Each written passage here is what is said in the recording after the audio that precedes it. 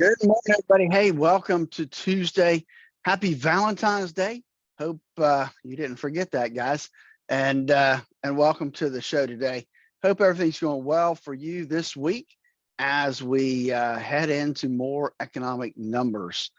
We did have CPI come out this morning. We'll talk about that and more here in just a little bit after kind of an update yesterday. So we'll look at those things and more when Dave joins us here in just a few seconds. But before we do that, let's not forget that, hey, there is one thing that you absolutely can control within your portfolio, and that's how much risk you have. In order to do that, you need to know what your risk number is, and you need to understand how much risk you have in your current portfolio. Give us a call at 863-382-0037 to schedule your core retirement design. With that, we've got Dave coming up next. 105.7 Light FM. That's Delilah there in plain white tees. I'm Morning Dave. I'm feeling like I'm kissing my sister this morning. I'll tell you why in a second, because it's time to look in on your finances and see how they're doing on Wall Street this morning. It's been, from what I hear from Phillip Statler, kind of an up and down roller coaster inside of about 60 seconds at 8:30. Let's go downtown to Statler Financial Services' very own Phillip Statler and see how things are going this morning. Phillip, how you doing? Hey, I'm doing well today, Dave. Sorry I missed yesterday. Had a little computer technology problem. Actually, I got to replace the whole computer now. So, yeah, that's a little bit of an issue there. So, but hey, we made some adjustments this morning, and at least we're able to get back on. I'm glad you're here. Yeah, it must be a contagion. I replaced the computer in my office yesterday morning for the exact same reason. So maybe it's just a bad luck virus. I was talking about kissing my sister. Everything this morning came out a little bit better than it was, but nowhere near as good as they expected. We got the Consumer Price Index information out this morning from our dear friends at the federal government, and okay, fine, it's a little bit better than it had been, but still, we're up 0.5% on the Consumer Price Index. That gives us a 6.4% year-over-year inflation rate, and last month it actually declined a little bit, and they were expecting a better inflation rate than we ended up getting. I mean, no, it's better than it was 6 months ago, but then all of a sudden at 8:30 when those numbers came out, the stock market went way up for a few minutes. It's like they just saw the top line and said, okay, let's buy some.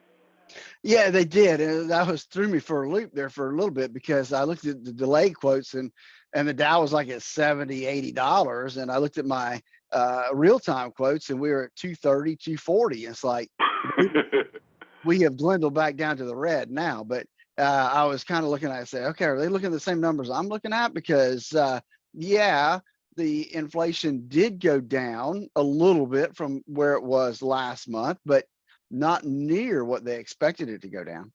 Well, that's the thing. I mean, it was 6.5% annual inflation rate during last month's reading. They expected it to go down to 6.2%, and we come in 6.4%. So, yeah, a little bit better, but not what we were expecting. And all of the conventional wisdom I was reading overnight last night was that the Federal Reserve are watching these numbers and concerned about whether or not inflation is getting stuck in the mid-sixes. And, well, offhand, it kind of looks like it's doing just that. It's kind of stuck there, isn't it?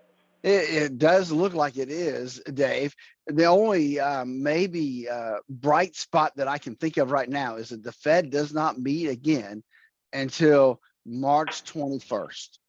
Exactly. So I think we'll have one more reading of the CPI before they meet. So maybe that will be enough to give them what they want.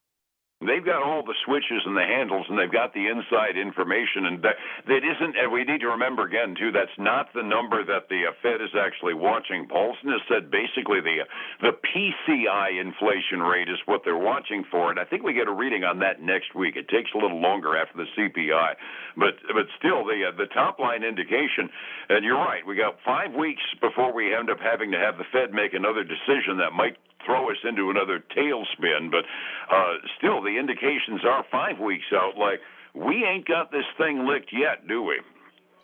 Yeah, definitely don't have it licked yet, and that is That's what the Fed's looking for. They really want that inflation number to fall. And so, we've got 5 weeks to get it going in a better direction faster than what we're seeing right now.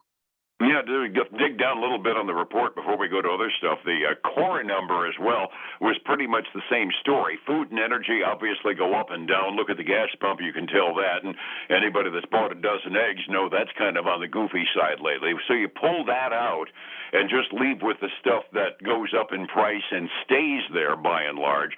The core was 5.7% last month. It was expected to come in at 5.5 this month, and now year over year we're looking at 5.6. So again, a little better than last month, worse than they expected. So the entire inflation report is, like I said, it's a kiss in your sister report today, and I can't say anything good about it. Now you tag on to that. At 6 a.m. this morning, the National Federation of Independent Business put out their Small Business Optimism Report, which is one of those reports that you and I in normal times kind of gloss over.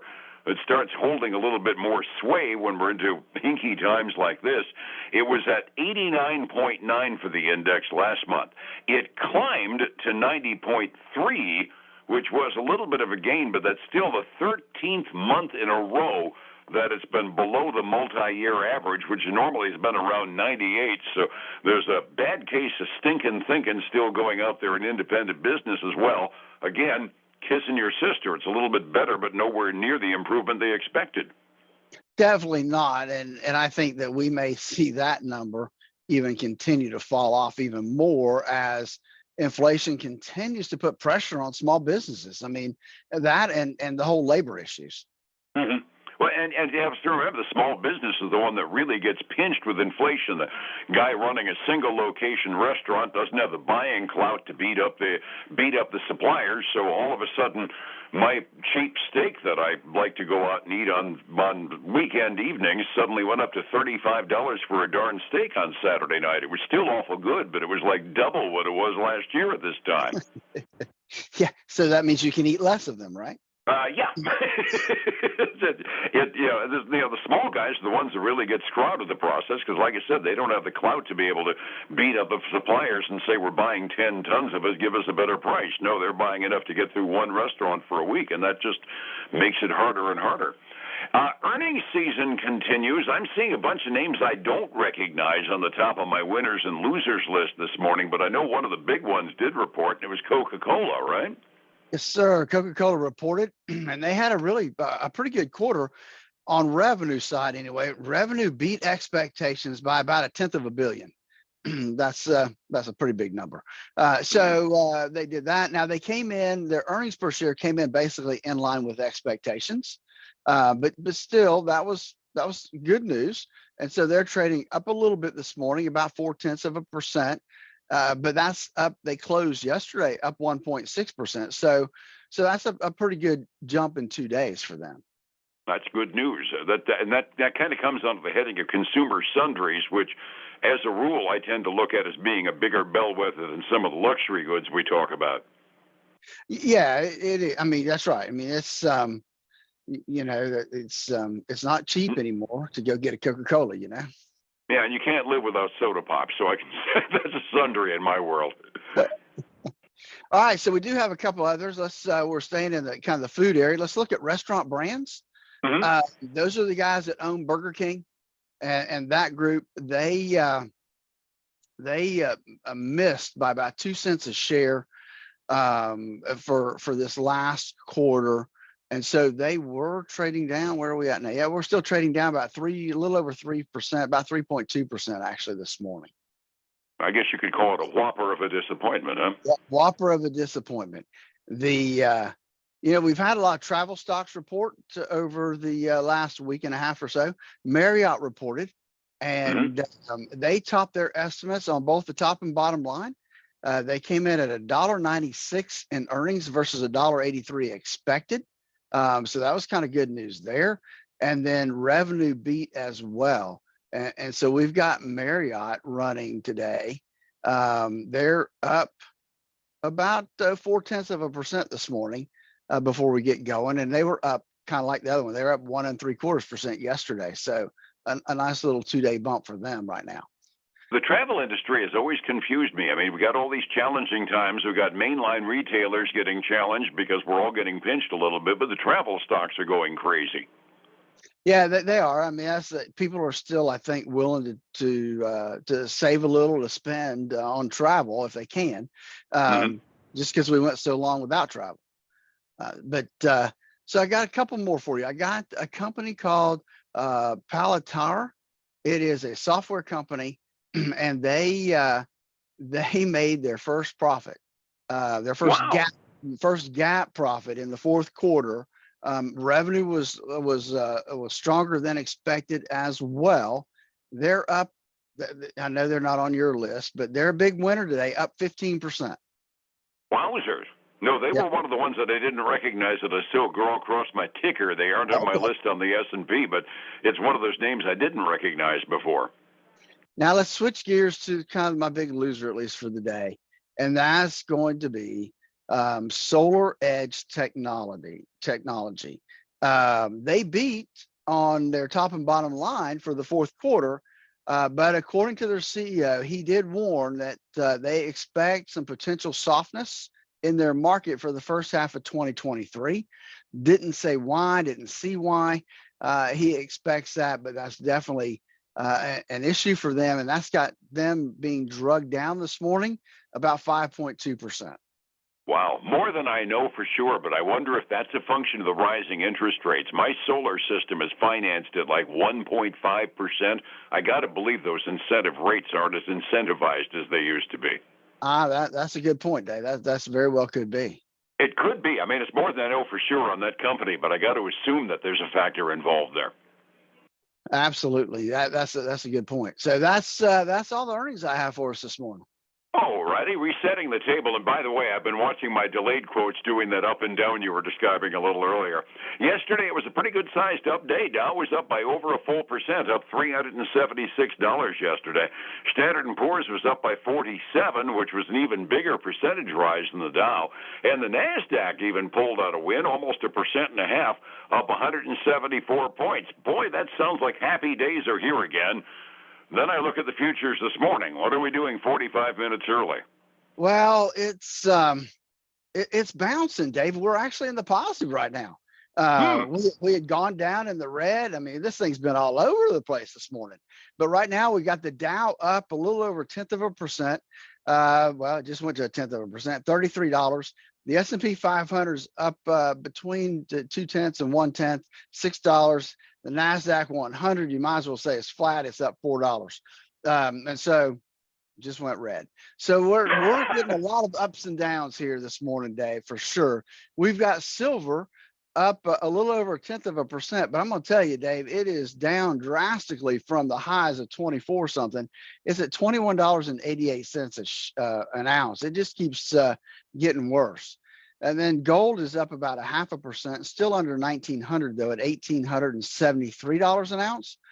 Crude oil, the one we like to see going down, is down 1.5% this morning, Dave, to $78.94 a barrel. That's about where it was yesterday morning at this time, and I was expecting an increase because OPEC issued a projected demand report this morning that showed demand going up for oil worldwide, and I figured that would probably bump it up, so kind of glad that's not happening.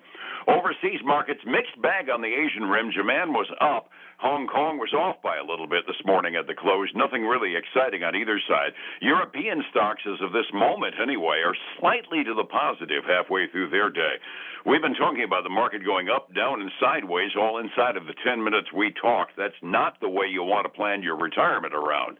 How do I find you to get all that instability out of my retirement plan, Philip?